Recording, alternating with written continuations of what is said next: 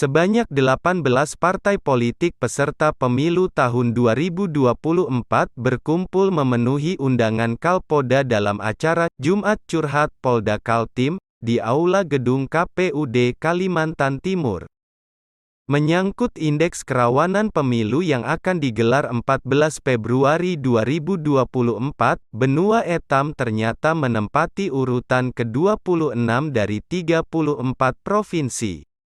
Statement itu dikemukakan Kapolda setelah menerima laporan dari IPKP atau Indeks Potensi Kerawanan Pemilu oleh Polri, yang diluncurkan awal 2023 lalu.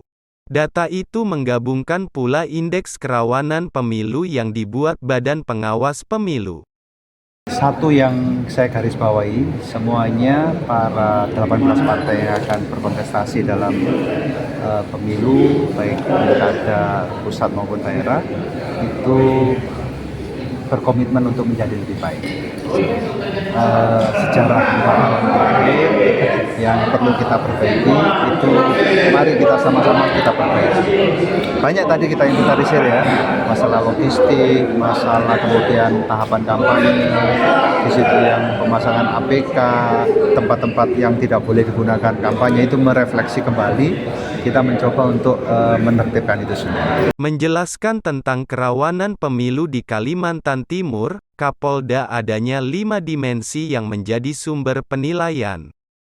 Yaitu masing-masing indikator adalah terkait penyelenggara, peserta, partisipasi masyarakat, serta 2 indikator lagi adalah gangguan masyarakat dan ambang atau potensi gangguan.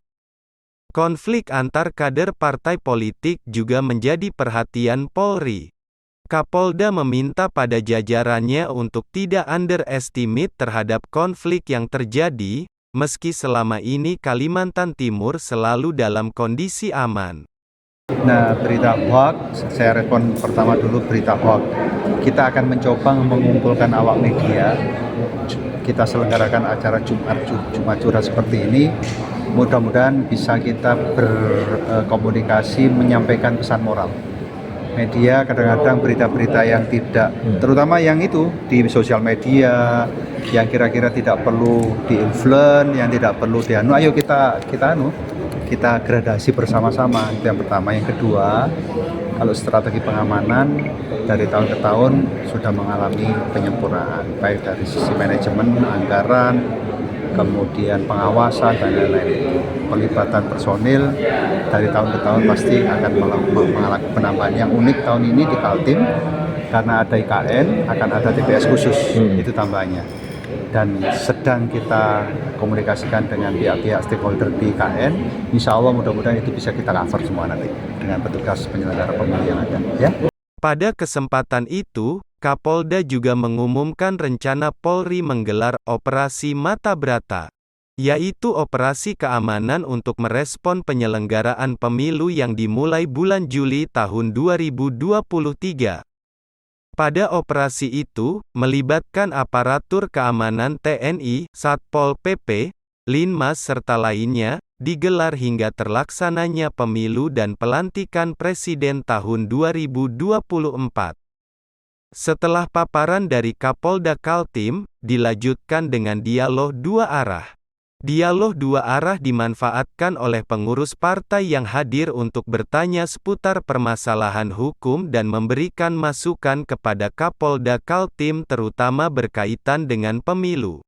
Kami memberikan apresiasi buat acara pada hari ini yang digagas oleh Kapolda Kaltim, memberikan ruang untuk curah gagasan.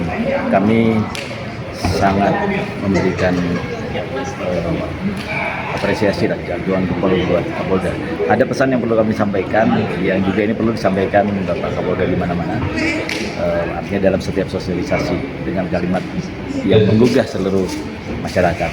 Terbang tinggi burung Garuda, merah putih berkibar bendera. Pemilu bukan hanya untuk mencari suara, tapi mengingatkan bahwa kita semua bersaudara. Mari kita jaga persatuan dan kesatuan bangsa.